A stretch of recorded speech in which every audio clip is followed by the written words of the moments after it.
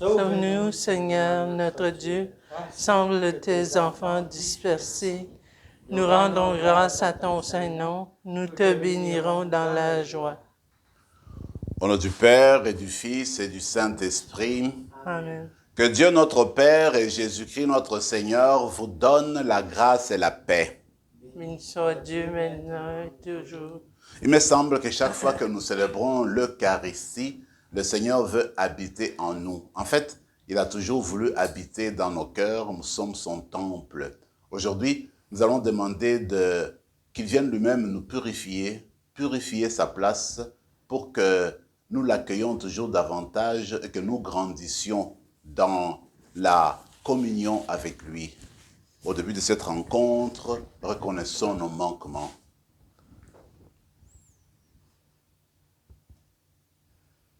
Seigneur, accorde-nous ton pardon. Nous avons péché contre toi Montre-nous ta miséricorde. et nous serons sauvés. Que Dieu Tout-Puissant nous fasse miséricorde, qu'il nous pardonne nos péchés et nous conduise à la vie éternelle. Amen. Seigneur, prends pitié. Seigneur, prends pitié. Ô Christ, prends pitié. Ô Christ, prends pitié. Seigneur, prends pitié. Seigneur, prends pitié. Prions le Seigneur.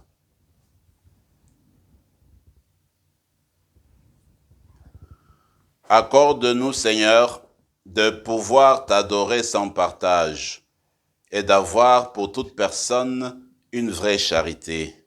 Par Jésus-Christ, ton Fils, notre Seigneur et notre Dieu, qui règne avec toi et le Saint-Esprit, maintenant et pour les siècles des siècles. Amen.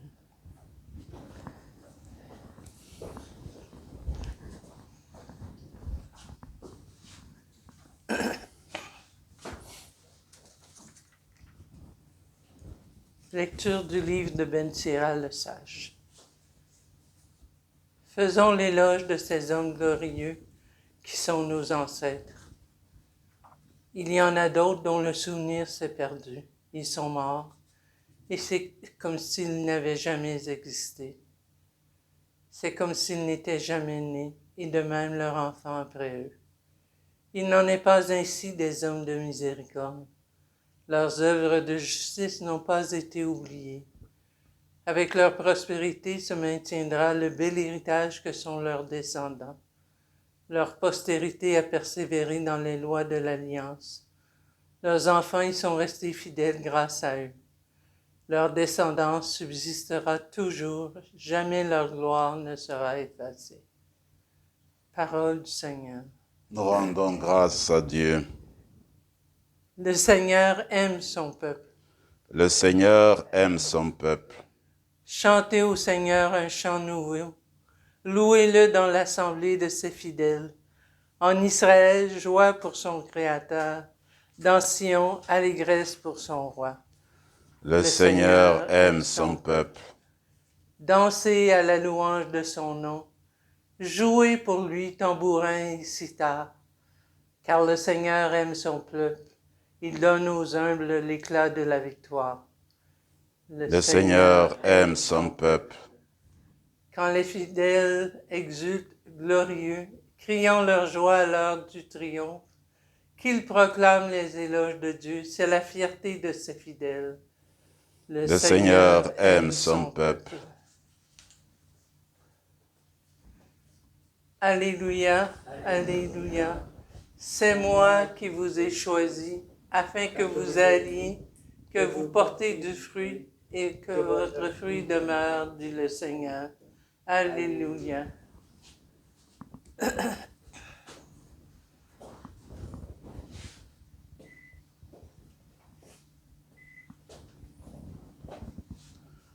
Le Seigneur soit avec vous. Et avec votre esprit. Évangile de Jésus-Christ selon saint Marc. Gloire à toi, Seigneur. Après son arrivée au milieu des acclamations de la foule, Jésus entra à Jérusalem dans le temple. Il parcourut du regard toutes choses. Et comme c'était déjà le soir, il sortit pour aller à Béthanie avec les 12. Le lendemain, quand ils quittèrent Béthanie, il eut faim. voyant de loin un figuier qui avait des feuilles, il alla voir s'il y trouverait quelque chose.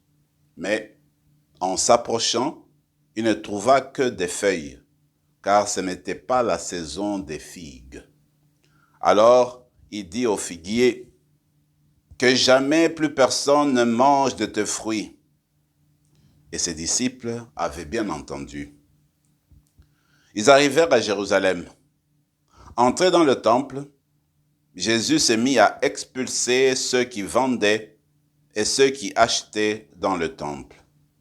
Il renversa les comptoirs des changeurs et les sièges des marchands de colombes. Et il ne laissait personne transporter quoi que ce soit à travers le temple.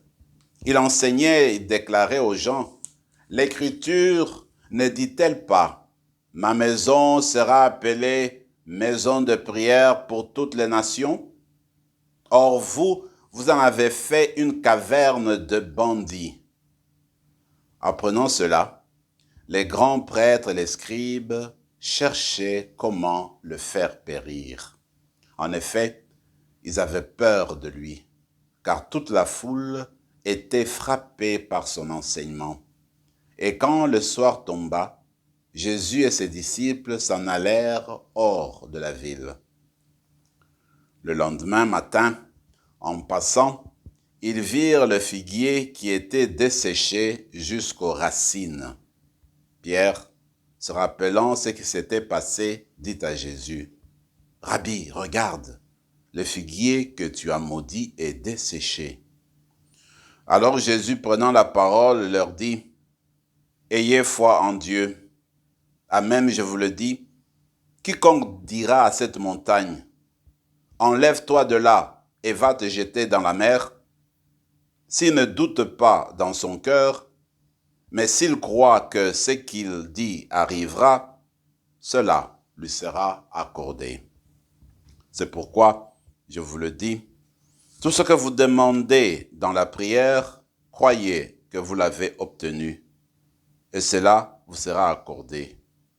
Et quand vous vous tenez en prière, si vous avez quelque chose contre quelqu'un, pardonnez, afin que votre Père qui est aux cieux vous pardonne aussi vos fautes. Acclamons la parole du Seigneur. Louange à toi, Seigneur Jésus.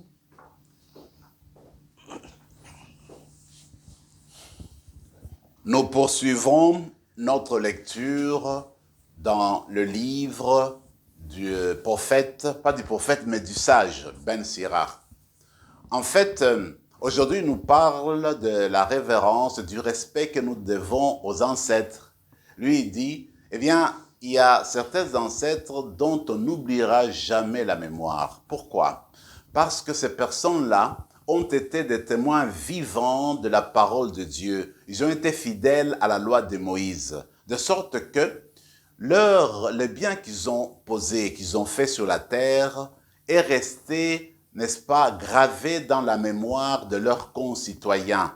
Et puis, leurs concitoyens passent ce message-là aux générations qui arrivent, pour dire que quand on a été fidèle à Dieu, fidèle à son amour, fidèle à sa parole, et quand on a essayé d'accomplir le bien sur la terre, eh bien, ce bien-là n'est jamais oublié. Il reste colporté, en quelque sorte, dans la mémoire des plus jeunes, dans la mémoire des générations à venir.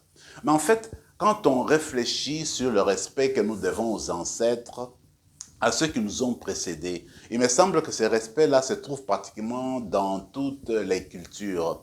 Quand nous regardons, par exemple, nous autres qui vivons aujourd'hui, nous savons très bien que le droit des personnes, que l'on occupe une place prépondérante dans notre culture, et c'est une bonne chose. Mais en fait, comment est-on arrivé au respect des droits de la personne?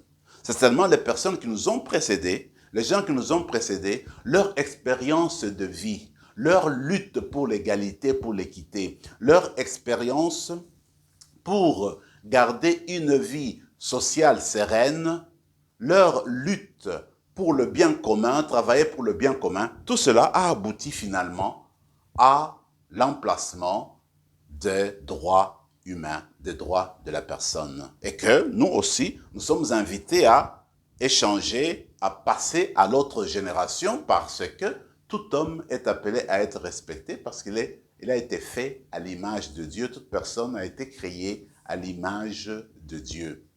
Même au niveau de la foi, en fait, quand nous réfléchissons sur notre foi, si aujourd'hui, vous et moi, nous pouvons louer le Seigneur, nous pouvons encore parler de Jésus-Christ, c'est parce que des personnes qui nous ont précédés ont gardé cette foi-là et l'ont transmise de génération en génération.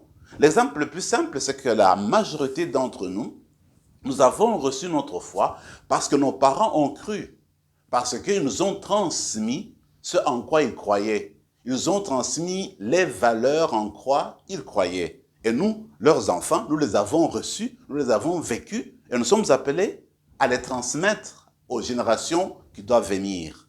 S'il n'y a pas eu depuis les apôtres la transmission de la foi, eh bien, si la chaîne s'était arrêtée, eh bien, aujourd'hui, on ne saurait pas qui est le Christ, en fait. C'est pour dire que chacune d'entre nous joue un rôle indispensable dans la communication, dans la transmission de la foi. Donc, nous sommes appelés à vivre le témoignage, à transmettre la richesse que nous avons reçue, ce que nous avons reçu du Christ, ce que nous avons reçu de Dieu, ce n'est pas à garder pour nous-mêmes, mais c'est toujours à transmettre aux autres parce que c'est un trésor. Et ce trésor-là, nous voudrions que l'humanité entière puisse en bénéficier, puisse en goûter le fruit. Parce que nous savons que quand tu as pris goût à ce trésor-là, alors tu as le bonheur. Alors tu aspires à ce qui te manque vraiment, à ce que tu désirais comme être humain. Tu t'épanouis à 100%. Voilà pourquoi nous voulons transmettre ce que nous avons reçu du Christ, l'évangile de vie, l'évangile d'amour. Et nous voulons que cela se répande partout en vue d'un monde meilleur. L'évangile, nous l'avons commencé depuis quelque temps, donc le chapitre 10 où Jésus est en marche vers Jérusalem. Alors nous sommes arrivés au chapitre 11 où effectivement Jésus est arrivé à Jérusalem. Il est entré avec les acclamations de la foule, comme nous connaissons l'histoire. Alors dans l'évangile de Marc, il nous est dit que Jésus est arrivé au soir. Il est entré dans le temple, il a regardé un peu ce qui se faisait, puis il s'est retiré, il est parti à Béthanie pour la nuit. Alors, dit le texte, Jésus va poser deux gestes symboliques. Le premier geste, c'est qu'en partant à Béthanie ce soir-là, il a eu faim, ou le matin, disons. Il a eu faim, alors il a pu demander, il a pu voir ses figuiers, il espérait manger quelque chose. En fait, il va maudire le figuier va se dessécher. Qu'est-ce que cela veut dire? Ces gestes symboliques-là reprend les autres gestes symboliques que le prophète posait. Mais ces gestes-là veulent tout simplement dire, il me semble, que le peuple d'Israël est desséché. C'est le dessèchement de la spiritualité du peuple d'Israël. C'est le dessèchement, l'infécondité, en fait, la non-fécondité de sacrifice du temple. Le Seigneur a aimé Israël, il a tout fait pour Israël, mais Israël ne produit pas de fruits. Le Seigneur est venu, il a montré la voie de l'ouverture, la voie de la droiture, mais on se contente simplement des sacrifices animaux, rien qui sort de l'être humain. En fait, c'est une invitation que le Seigneur nous lance à vous et à moi, à nous regarder nous-mêmes, tout ce que nous avons reçu du Seigneur, toute la parole que nous entendons au jour le jour, nos méditations, est-ce que cela nous conduit à produire des fruits escomptés, à produire des fruits pour justement, n'est-ce pas, faire changer ce monde ou changer même notre vie personnelle. Le deuxième geste qui est aussi éloquent, ce que le Seigneur va poser, c'est justement de chasser les vendeurs, de renverser les tables des échangeurs, et de dire que la maison, le temple de Dieu est une maison de prière, pas seulement pour une seule personne, mais pour toutes les nations. On va au temple, c'est pour prier, mais c'est pas pour faire le marchandage. C'est pas pour faire, n'est-ce pas, pour implanter l'esprit de commerce. Alors moi je me dis, dans ce sens-là, il faudrait revenir sur notre cœur, parce que le vrai temple de Dieu, c'est nous-mêmes. Le vrai temple de Dieu, comme le dira plus tard Paul, en fait, c'est l'église de Dieu. Et quand on regarde chaque individu, chaque croyant, chaque croyante, nous sommes le temple de Dieu dans notre cœur, dans notre âme. Alors, c'est question de nous poser, de savoir dans notre cœur, est-ce que nous essayons de tisser des relations d'amour, de fidélité avec notre Seigneur? Il faudrait qu'on demande la grâce de l'Esprit pour que nous expulsions de notre cœur tout esprit de marchandage, tout esprit de mercantile. Quand on peut être mercantile dans l'esprit, vouloir marchander avec Dieu, vouloir faire le commerce avec Dieu, mais en fait, qu'on ait l'esprit de gratuité, l'esprit d'amour, l'esprit de don. C'est peut-être la grâce qu'on va demander aujourd'hui, que le Seigneur nous aide à expulser tout ce qui nous conduit à l'égoïsme et qui nous ouvre davantage au don, et que nous soyons des personnes toutes ouvertes, toutes tournées vers les autres. Je reste convaincu que l'Eucharistie que nous célébrons tous les jours, eh bien cette Eucharistie nous donne déjà cet élan, l'élan vers Dieu, l'ouverture vers Dieu, l'ouverture vers les autres. Et je reste convaincu aussi qu'aujourd'hui, ce sera la même chose, que l'Eucharistie nous conduise vers Dieu, nous conduise vers les autres. Amen.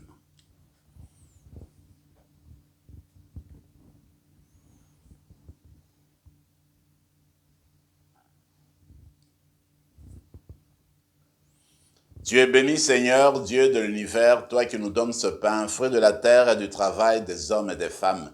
Nous te le présentons, il deviendra le pain de la vie. Béni soit Dieu maintenant et toujours.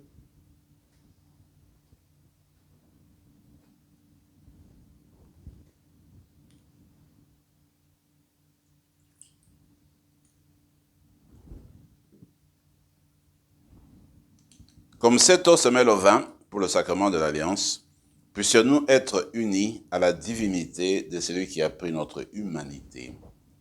Tu es béni, Seigneur, Dieu de l'univers, toi qui nous donnes ce vin, fruit de la vigne et du travail des hommes et des femmes. Nous te le présentons, il deviendra le vin du royaume éternel. Béni soit Dieu maintenant et toujours. Humbles et pauvres, nous te supplions, Seigneur, accueille-nous. Que notre sacrifice en ce jour trouve grâce devant toi. Lave-nous de nos fautes, Seigneur. Purifie-nous de nos péchés. Prions ensemble, mes frères et mes sœurs, au moment d'offrir le sacrifice de toute l'Église. Pour la gloire de Dieu et le salut du monde. Pour te servir, Seigneur, nous déposons nos offrandes sur ton autel. Accueille-les avec indulgence, pour qu'elles deviennent le sacrement de notre salut, par Jésus le Christ notre Seigneur. Le Seigneur soit avec vous. Et avec votre esprit. Élevons notre cœur. Nous nous tournons vers le Seigneur. Rendons grâce au Seigneur notre Dieu. Cela est juste et bon. Vraiment, il est juste et bon de te rendre gloire, de t'offrir notre action de grâce toujours et en tout lieu. À toi, Père très saint, Dieu éternel et tout-puissant. C'est par ton Fils bien-aimé que tu as créé l'être humain. Et c'est encore par lui que tu en fais une créature nouvelle. Aussi, dans l'univers, toutes choses te célèbrent. Le peuple des baptisés te glorifie. Les saints te bénissent d'un seul cœur. Et déjà, nous pouvons, avec tous les anges, proclamer hautement ta gloire. Saint, Saint, Saint, le Seigneur Dieu de l'univers.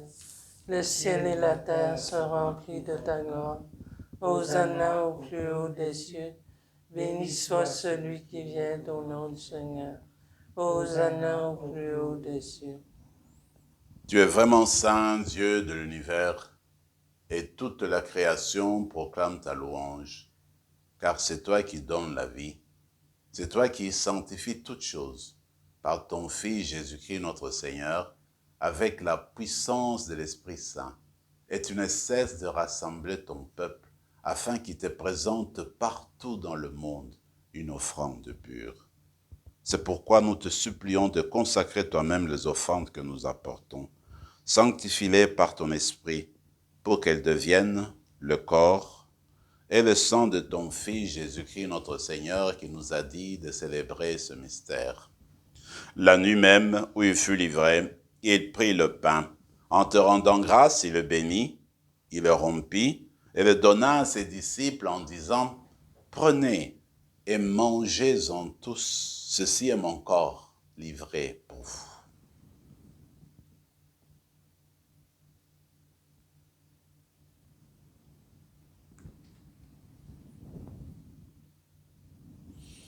De même, à la fin du repas, il prit la coupe. En te rendant grâce, il la bénit et la donna à ses disciples en disant, « Prenez et buvez-en tous, car ceci est la coupe de mon sang, le sang de l'alliance nouvelle et éternelle, qui sera versé pour vous et pour la multitude en rémission des péchés. Vous ferez cela en mémoire de moi. »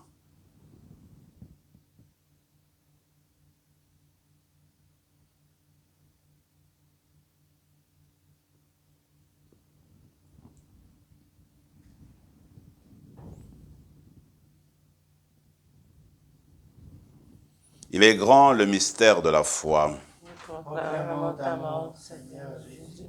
Nous célébrons ta résurrection et nous attendons que tu viennes.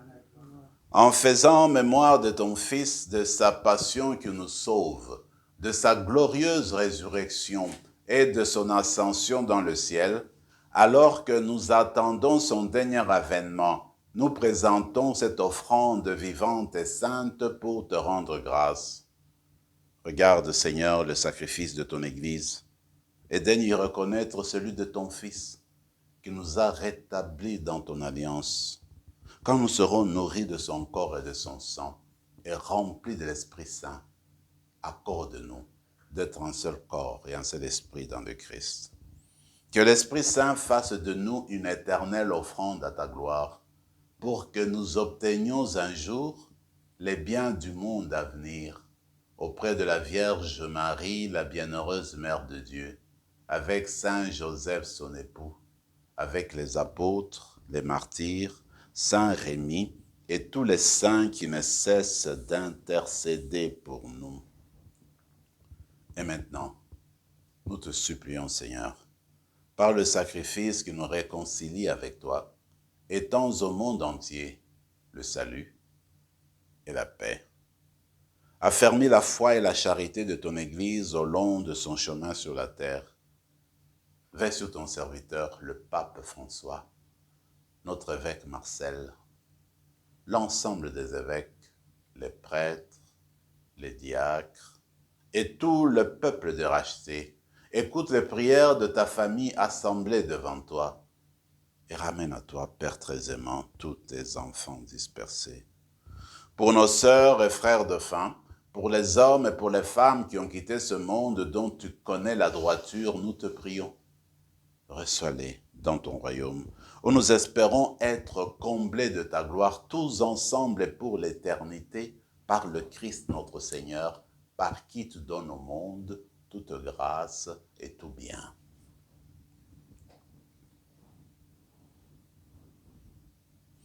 Par lui, avec lui et en lui, à toi, Dieu le Père Tout-Puissant, dans l'unité du Saint-Esprit, tout honneur et toute gloire pour les siècles des siècles. Comme l'avons appris du Sauveur et selon son commandement, nous osons dire, Notre Père qui es aux cieux, que ton nom soit sanctifié, que ton règne vienne, que ta volonté soit faite sur la terre comme au ciel. Donne-nous aujourd'hui notre pain de ce jour. Pardonne-nous nos offenses comme nous pardonnons aussi à ceux qui nous ont offensés. Et ne nous laisse pas entrer en tentation, mais délivre-nous. Délivre-nous de tout mal, Seigneur, et donne la paix à notre temps. Par ta miséricorde, libère-nous du péché. Rassure-nous devant les épreuves en cette vie où nous espérons le bonheur que tu promets et l'avènement de Jésus-Christ, notre Sauveur. Car c'est à toi qu'appartiennent le règne, la puissance et la gloire, pour les siècles des siècles. Seigneur Jésus-Christ, tu as dit à tes apôtres, je vous laisse la paix, je vous donne ma paix. Ne regarde pas nos péchés, mais la foi de ton Église, pour que ta volonté s'accomplisse dans lui toujours cette paix, et conduis-la vers l'unité parfaite, toi qui règnes pour les siècles des siècles. Amen. Que la paix du Seigneur soit toujours avec vous. Et avec votre esprit, Agneau de Dieu, qui enlève le péché du monde, profitez de le nous. corps de son Agneau de Dieu qui enlève le péché du monde, profitez de nous. Agneau de Dieu qui enlève le péché du monde, donne-nous la paix. Seigneur Jésus-Christ, que cette communion à ton corps et à ton sang n'entraîne pour nous ni jugement ni condamnation, mais qu'elle soutienne notre esprit et notre corps et nous donne la guérison. Heureux les invités au repas du Seigneur. Voici l'agneau de Dieu qui enlève le péché du monde. Seigneur, je ne suis pas digne de te recevoir. Une seule parole et je serai guéri. Que le corps et le sang du Christ nous gardent pour la vie éternelle. Amen.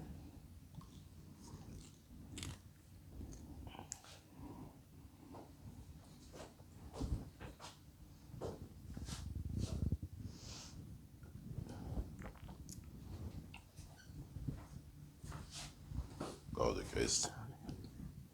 Corps du Christ. Amen.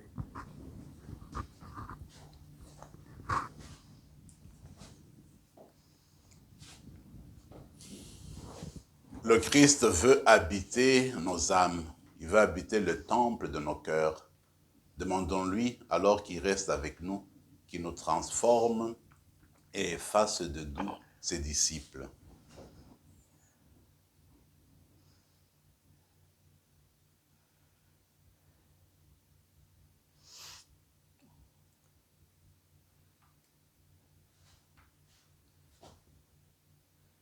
Seigneur, que ton visage s'éclaire en faveur de tes fidèles. Sauve-nous dans ta bonté et ne déçois pas notre prière. Prions encore le Seigneur. Nous avons été fortifiés, Seigneur, par le sacrement de notre rédemption. Permets que cet aliment de salut éternel nous fasse progresser dans la vraie foi. Par Jésus le Christ, notre Seigneur. Amen. Le Seigneur soit avec vous. Et avec votre esprit. Et que Dieu Tout-Puissant vous bénisse, le Père, le Fils et le Saint-Esprit. Amen. Allez dans la paix du Christ. Nous rendons grâce à Dieu.